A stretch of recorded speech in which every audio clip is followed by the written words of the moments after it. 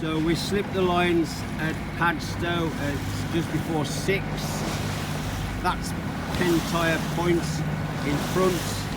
When we get past that, our course is 354, 70 miles to Milford Haven. Lovely morning. Look at this.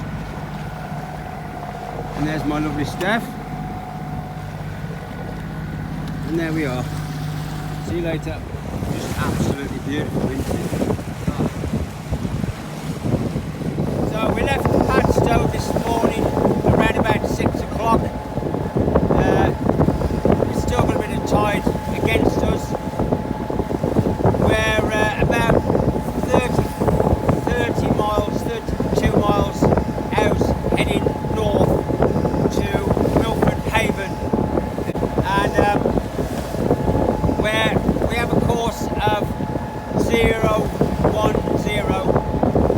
We want 354 degrees, but the tide's pushing us, so we're having to compensate to cut into it, which is really slowing us down.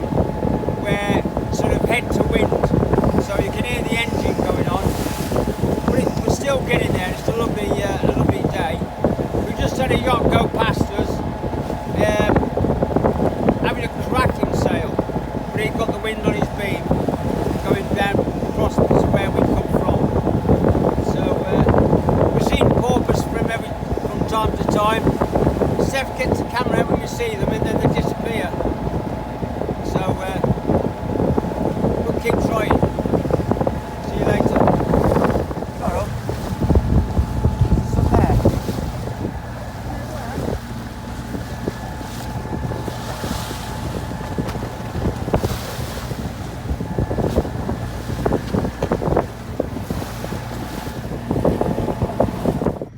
Dale Bay in the Milford Haven estuary. I thought maybe for a walk ashore at Dale Bay.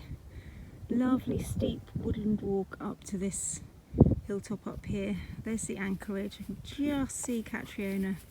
She's right in the middle of the screen. There we are, and it's absolutely wonderful. Beautiful sunny day today. This is the little woodland path that leads to the beach from up the hill. It's very peaceful, it's beautiful. You can hear the birds singing, there's people playing on the beach, and May's having a great time.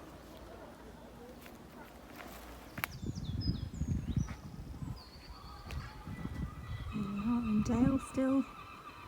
This man does driftwood sculptures. We went into the marina at Milford Haven for a few days because we had a problem with our GPS plotter. It kept cutting out, and we found this lovely firm called Dove Electronics who were able to help us at very short notice. Diagnosed the plotter to be a terminal, so we ended up having a new one installed, very posh. I'm still making friends with it, and my lovely mum and dad bought it for us, so thanks very much, Winnekins and Pumpkins. Here's Jan and Lou, our friends who moved to Pembroke. The most lovely of people. They really are kind and generous, thoughtful. Met us at Milford Haven Marina. We had lunch. Then they took us round doing shopping, the chandlery, never a word. Then we met their sister to our dog May, another poodle, and they were bouncing around having a great time. So it was lovely to see them both, and we hope to see them soon. So there we go. A week ago now we were in Milford Haven. I was messing around in the cockpit. Steph was doing something. We saw this boat 2 or 3 berths away coming in. I never gave it a thought, and then we had a bump, and so I looked up and it was quite windy and the boat seemed to go sideways in the berth, and so I thought I better go and have a look. Went round the corner, and to my surprise I just saw this arm and a man hanging onto the side of the boat. The boat was free, so I ran round the other side of another boat, managed to catch the bow got a bit of rope around it, tied it off. This man was holding on to the stanchion.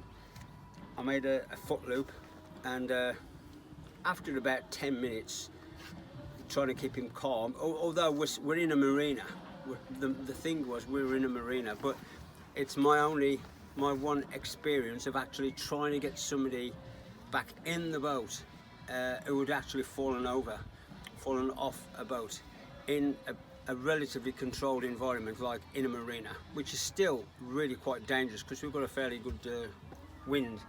We got him back in the boat eventually, but it was a good learning curve for me and Steph, that we started to rig the boat up better for if we had a man overboard, because if you're out in open water, you've got some major issues to deal with to get a man back in the boat.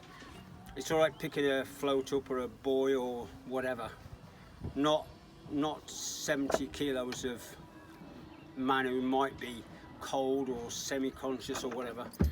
Quite a serious situation, but we dealt with it, we got in him. Anyway, well, he was really tired, wasn't he? He was tired, he was exhausted, and he got in, and then he said, I can't swim.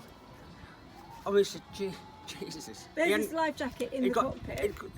His life jacket is in the cockpit. Yeah. I mean, you just do not take it seriously all the time, because any opportunity, it'll kill you.